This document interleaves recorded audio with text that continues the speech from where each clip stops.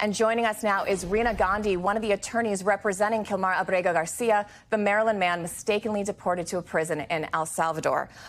Thank you for joining us. I first want to ask you, your team says the government is not complying with the court's order.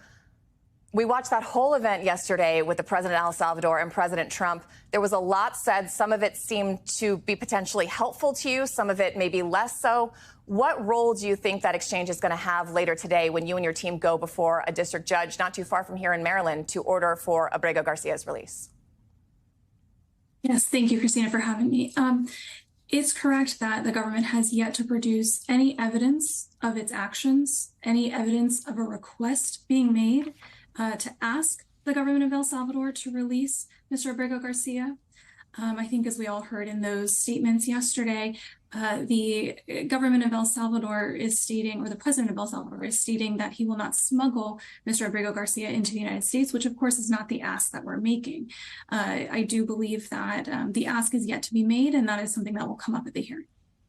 But considering the president of the United States was sitting, 4 or 5 feet from the president of El Salvador and was even asked about it and did not ask about your client, is that something you plan on mentioning in court?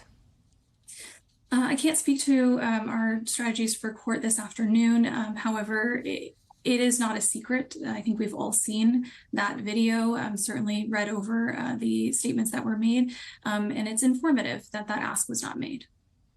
I also want to ask you, both presidents yesterday, as well as some other administration officials, accused your client of being a criminal, an MS-13 gang member. You mentioned it a little bit, but have you seen any evidence at all to support those claims? And is there any truth, even in your client's past, that, we all changed, that maybe he did some things earlier in his life that they could be talking about? Or is there just, in your opinion, no evidence to support this whatsoever? I would refer back to what the district court judge in this case said, which is the evidence presented doesn't show or doesn't lead one to believe that conclusion. At this time, no evidence has been submitted to support this allegation. And should we get what we're asking for, which is Mr. Abrego Garcia to return home, the government is welcome to introduce that evidence in a motion to reopen to litigate his withholding of removal grant. But at this time, what's relevant is that he was removed unlawfully and the government has made no actions to bring him back. Can I also ask you, one of the other questions we've been asking each other, ourselves and officials, is how they're choosing these individuals. Do you know how your client got on their radar? Absolutely not. Because quite frankly, my client should not have been on their radar. He was granted withholding of removal. That means that he's not allowed to be returned to the very place they've returned him to. How he ended up on this list, how he was, hunted down and stopped and taken, moved around the country and removed, I really can't tell you. I also want to ask you, Maryland Senator Chris Van Hollen says he's ready to travel to El Salvador himself and push for your client's return to the U.S. But, what are the legal limits of what even you or a senator or anyone who is not the president of the United States can do to bring Abrego Garcia back because he is a non-citizen? Yes, we welcome, everyone who's interested and cares about this family to continue caring about this family and stay interested. However, this is not the place or time for that type of action, given what the Supreme Court has ordered. The government is more than well positioned to take action in this case. And while we appreciate all the efforts that have been made and all the outreach, the government should do what it's been tasked to do and is able to do.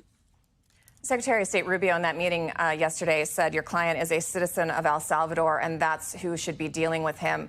Is there any thought of pivoting your legal strategy to deal with that country instead of the U.S. administration? Is that something, a reality you might have to face at some point? I should hope not, given that this country has a strong relationship with the country of El Salvador. We have some contractual agreements with CCOT, the prison he's being held in. I think that is a question for a much, much later time, and hopefully we'll never have to get there.